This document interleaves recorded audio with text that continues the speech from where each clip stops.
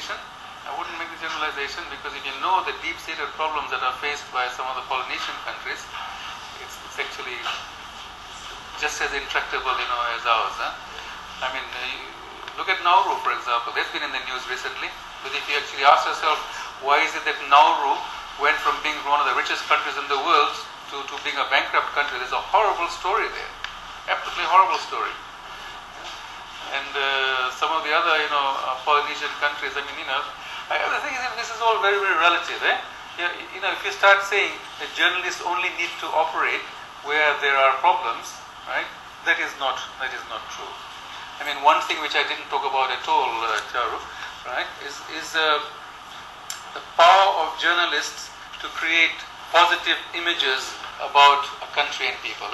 Now, one criticism that third world developing countries have been making about the international media for a long, long time is that the images of third world countries that are projected by BBC and the American media is all images of war and starvation and strife, right?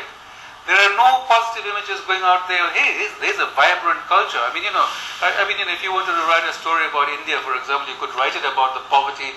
These days they're writing about the new engine of economic growth in India and all that. But the other incredible story, of course, is how you could keep a continent of 400, 500 million people together who are actually not one people.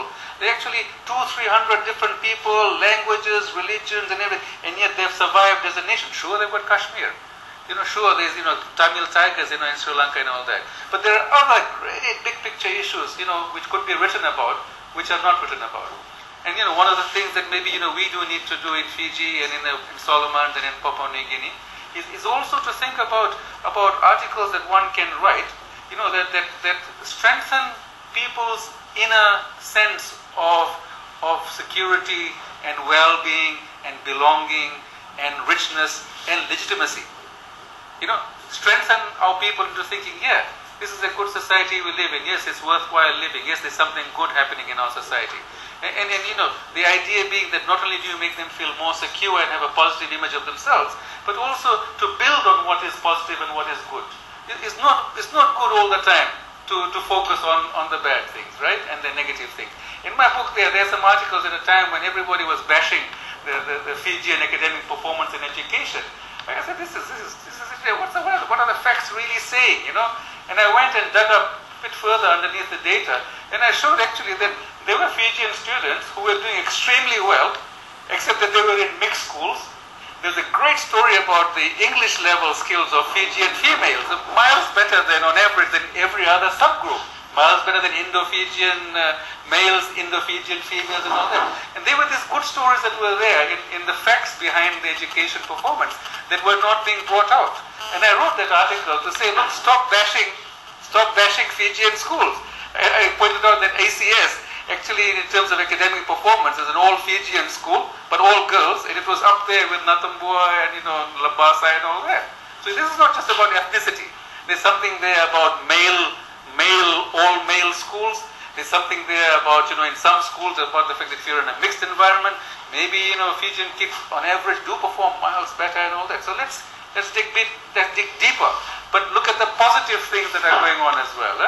So while, maybe you might say that the Papua New Guinea and Solomons and Fiji, we need journalists, but you're saying it for the wrong reason, aren't you? You're saying it because we seem to have more problems, right? Whereas there may be all kinds of very positive things that are happening, in our society, which I think journalists can also write about, feel good kind of articles. Let me ask you this then, and I agree with you, but a lot of theorists would say that the definition of news, good news is no news, and if you are putting out a lot of good news, it might be considered the development news, which is the mouthpiece of the government. What would you say then? And how but we say if you're putting out a lot of good news, we're not talking about, if you looked at a government television station or a government-run program, of course it's all about the good things, right? We've got this Dateline thing which seems to paint a rosy picture of ministers going everywhere, opening health centers, this and this, right? You don't see the camera going somewhere and showing that kids are dying because there's no medicine in a health center and all that, right? So I'm not talking about that. I'm talking about journalism in general and media in general. I think we're a long, long, long way away from a point where there are so many good stories that they're crowding out the stories about, undesirable things, yeah? But I think those programs which are focused on government efforts I think maybe there is a need for them to focus on problem areas as well. And it's an interesting point you're raising, because I don't think I've ever thought about saying to the Fiji government, look, your Dateline program, why is it that you're always showing governments and ministers and everybody in a good light? What about showing some of the areas where government has been failing rather miserably? Perhaps there needs to be that as well.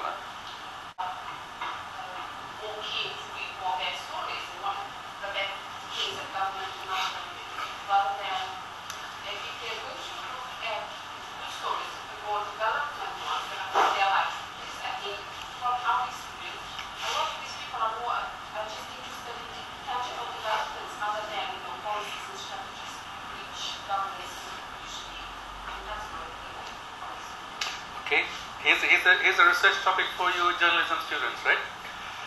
You might want to in fact combine this, into a big research question, which you people can address. Let's say focus on just one media at a time. Let's say the print media, right?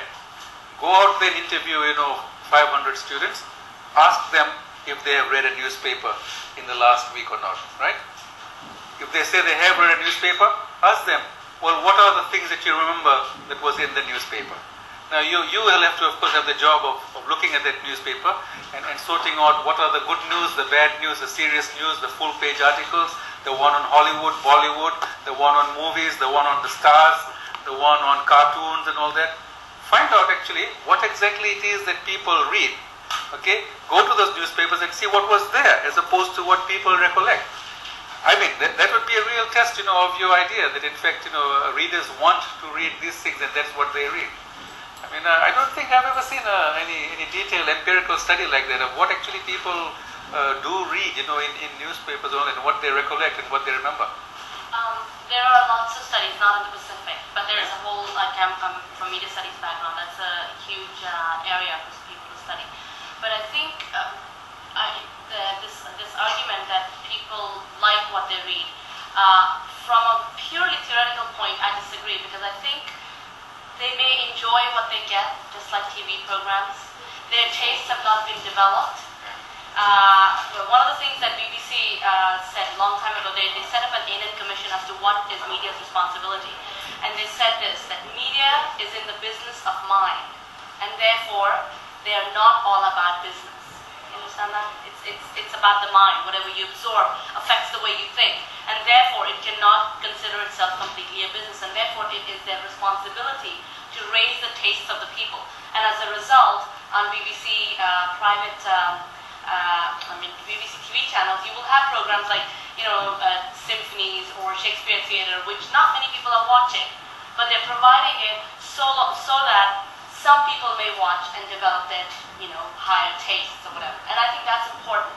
Media should write regardless of what the people are going to read, and that has to be developed. That ethic has to be developed. That's why when Professor Narsi was talking, I thought he's talking a lot about the morality and the character, which I think again depends from person to person. When journalists actually make something sensational, it's because they haven't developed something inside, and they're using that pettiness to write a story that will gather them a lot of readers rather than changing hearts and minds.